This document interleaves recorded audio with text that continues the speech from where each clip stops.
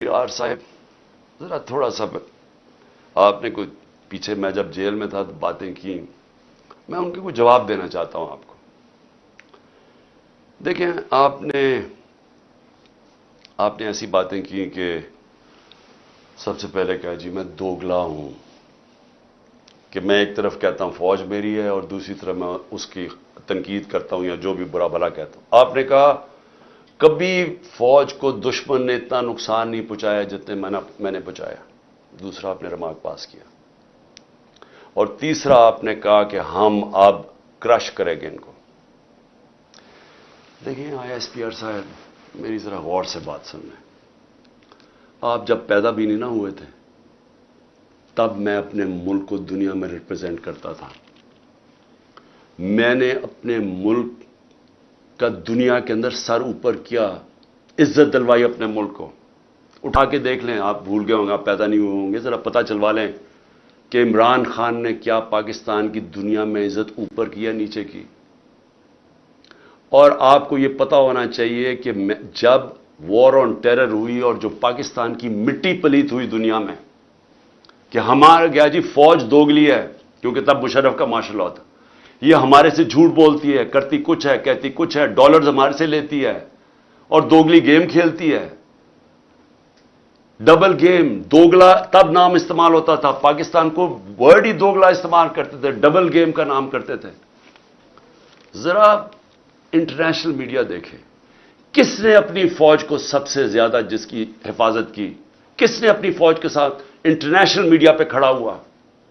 جب Usama bin Laden, جب وہ ایبٹ آباد میں جو وہ حادثہ ہوا، آپ کو پتہ ہے بیرون ملک پاکستانیوں کے اوپر جو گزری آپ اندازہ نہیں لگا سکتے۔ انہوں نے کہا ہمارے سے پیسے لے رہے ہیں اور اسی کو اپنے اکیڈمی کے پاس ایبٹ آباد میں پالا ہوا ہے۔ جو ہمیں ذلت ملی تب کون بولا آپ کے لیے؟ یا تو کوئی سانپ سونگ گیا تھا، یا تو آرمی چیف کے منہ سے چون ہی نکل رہی تھی، یا تو کوئی بولتا ہی نہیں تھا، نہ پرائم منسٹر تھا وہ گیلانی تھا، نہ زرداری۔ 4-5 دن سناٹا چھایا ہوا تھا، وہ آ کے مار کے چلے گئے ہمارے ملک میں، دنیا میں ذلیل ہوئے ہم۔ میں بولا تھا، میں ساری جگہ اپنی فوج کو ڈیفینڈ کیا ہے۔ میرے 3.5 سال میں دیکھیں کہ پاکستان فوج کا امیج اوپر تھا یا نیچے تھا؟ ذرا اٹھا کے دیکھیں، آپ کے سامنے ہے وہ، کیا فوج کا امیج اوپر گیا یا نیچے گیا؟ فوج کو لوگ پسند کرتے تھے۔ جب ایک آرمی چیف نے میری کمر میں تو چاقو مارا، لیکن پاکستان کے بدنام ترین مجرموں کو آ کے اوپر بٹھا دیا، تو کیا میری وجہ سے فوج کو برا بھلا کہا گیا یا اس آدمی کی وجہ سے جس نے اس نے کیا سمجھا کہ لوگ یہ بتائیں نا، کیا لوگ چونٹیاں ہیں؟ کیا لوگوں میں عقل نہیں ہے؟ کیا لوگ بیوقوف ہیں کہ جدھر آپ لگائیں گے ادھر لگ جائیں گے؟ کیا لوگ 30 سال سے ان لوگوں کو نہیں جانتے تھے؟ اسی فوج نے، میں نے اپنے کانوں سے سنا ہوا ہے، جب مجھے آئی ایس آئی نے بریفنگ دیا کہ انہوں نے کتنا، اب سے نہیں 25 سال سے میں سن رہا ہوں کہ کتنا پیسہ انہوں نے چوری کر کے ملک سے باہر لے کے گئے ہیں، کہ جی اب چائنا سے واپس آئے تو یا زرداری نے یہ ڈیل کی ہے تو فلانی پراپرٹیز، ہمیں جو انہوں نے پراپرٹیز دکھائی ہیں وہ اسے اربوں ڈالرز کے اندر پراپرٹیز ہیں، اور ایک دم کہہ رہے ہیں کہ اب جناب فیصلہ ایک آرمی چیف نے کیا ہے تو بھیڑے سراب ادھر چلے جائیں، اور اس کو کہہ کہ جی بڑا اب بہت اچھا کیا، اور اب عمران خان بولا یہ اچھا ہے۔ لوگوں نے نہیں تسلیم کیا، میں نے نہیں برا بھلا کہا فوج کو، جو آرمی چیف کے ایکشنز تھے اس نے اس کی ہماری فوج کو برا کیا، اس کی وجہ سے ہوا، میری وجہ سے نہیں ہوا۔ اور یہ کہنا کہ یہ قوم ایکسپٹ کر جائے ان لوگوں کو، کس نے میموگیٹ کیا تھا؟ کیا حقانی نے جا کے امریکنوں کو نہیں کہا تھا جو کیس لگا تھا سپریم کورٹ میں کہ مجھے، انہوں نے کہا زرداری کہہ رہا ہے کہ مجھے میری فوج سے بچا لو، امریکنوں کو کہہ رہا ہے، یہ میں نے کہا تھا؟ کیا جب نواز شریف جا کے چھپ کے کھٹمانڈو میں مودی سے چھپ کے ملاقات کر رہے کہ جی میری فوج کو نہ پتہ چل جائے، اور اسے، اور پھر وہ جو ڈان لیکس میں جب وہ کہتا ہے ڈان لیکس میں کہ جی دہشت گردی انڈورس کر رہا ہے ہندوستان کا اوپینین کہ فوج دہشت گردی کر رہی ہے، آپ ان لوگوں کو اوپر بٹھا دیں اور ہمیں کہیں کہ ہم ان ساروں کو تسلیم کر لیں. اور ہم اگر پروٹیسٹ کریں تو ہمیں جیلوں میں ڈال دیں. ہم پروٹیسٹ کریں ہمارے اوپر ایف آئی آر کاٹ دیں. ہم کچھ کریں آپ اینٹی اسٹیٹ ہمیں قرار دے دیں. لیکن آپ سب کچھ ٹھیک کر رہے ہیں. مجھے گولیاں لگی ہیں, مجھے پتہ ہے کس نے کون ذمہ دار ہے. کیا مجھے ایکس پرائم منسٹر جو سب سے بڑی پارٹی کا ہیڈ, مجھے یہ حق نہیں ملا کہ میں اپنی ایف آئی آر کٹوا سکوں؟ آئی ایس پی آر صاحب فرمان دے رہے ہیں کہ ہمارا تو بے بنیاد الزام لگایا گیا ہے.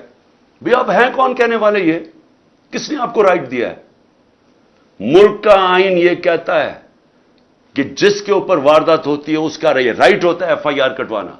تفتیش ہو, پھر وہ بے بنیاد بے قصور ثابت ہو جائے, بسم اللہ. لیکن آپ تو بیٹھ کے فرعون کی طرح فرمان پاس کر رہے ہیں کہ جی وہ تو ہمارا, میں نے تو غلط الزام. اور یہ کہنا کہ عمران خان جھوٹ بول رہا ہے, آپ کو شرم آنی چاہیے ایسی باتیں کرتے ہوئے. عمران خان کو 50 سال یہ قوم جانتی ہے. اس قوم کی تاریخ میں اگر کسی ایک آدمی کو اس قوم نے سب سے زیادہ پیسہ دیا ہے, جو سب سے زیادہ خیراتی کام, وہ عمران خان کر رہا ہے. اور وہ کیوں دیتے ہیں؟ کیونکہ ان کو پتہ ہے کہ وہ دیانتدار آدمی ہے, وہ چوری نہیں کرتا پیسے, وہ سچ بولتا ہے. عدالت کے اندر جب میرا کیس لگا فلیٹ کا, عدالت نے, سپریم کورٹ نے کہا صادق اور امین ہے. آپ کو کس نے اجازت دی ہے کہ یہ کہنا جی جھوٹ بول رہا ہے یا دوگلا ہے؟ آپ کو شرم آنی چاہیے. کبھی آئی ایس پی آر نے اس طرح کی باتیں نہیں کی. آپ تو کود کے آ گئے پالیٹکس میں, آپ پارٹی بنا لیں اپنی.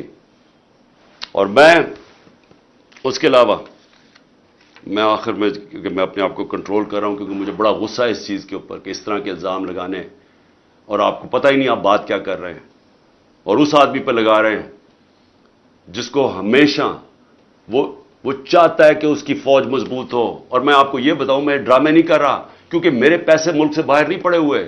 میں نے بھاگ کے, میرے اوپر 145 کیسز سے ملک چھوڑ کے باہر نہیں بھاگا. میں نے یہ نہیں کہا کہ مجھے ای سی ایل پہ نہ ڈالنا, کہ میں ڈالو مجھے ای سی ایل پہ, میں جانا ہی نہیں چاہتا ملک سے باہر. اور میں یہ آپ کو دوسری بات بتا دوں, وہ لوگ جن کے پیسے باہر پڑے ہیں, جن کے ساتھ آج ہماری اسٹیبلشمنٹ کھڑی ہے, جن کا سٹیک ہی پاکستان میں نہیں, اب جب روپیہ 300 کراس کر گیا ڈالر, تو ان کو کیا فائدہ, نقصان ہوا ہے؟ ان کی تو دولت ڈالرز میں پڑی ہوئی ہے, ان کو تو فرق ہی نہیں پڑا. لیکن سارا تنخواہ دار طبقہ, پولیس, سرکاری نوکر, ہمارے فوجی, ساروں کو آج ان کے گھروں میں پوچھیں کہ ان کے اوپر کیا حالات ہیں.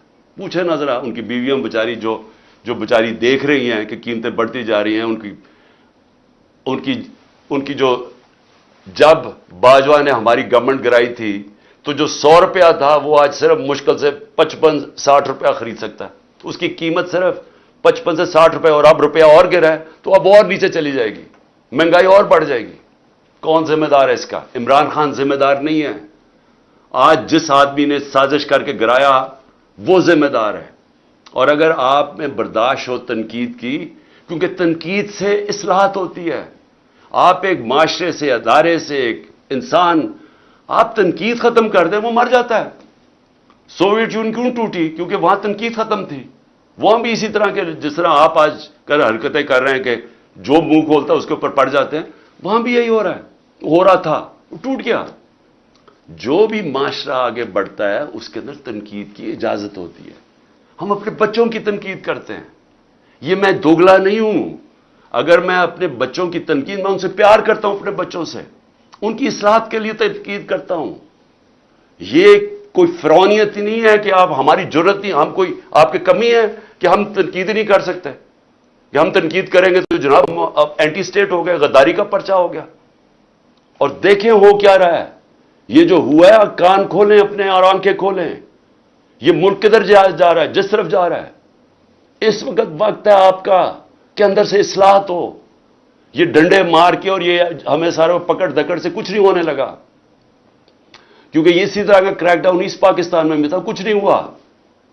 کوئی بھی ایک پولیٹیکل پارٹی کو ڈنڈے مار کے اور جیلوں میں ڈال کے نہیں ختم کر سکتا.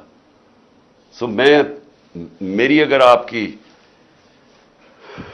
سنی تو نہیں ہے آپ نے.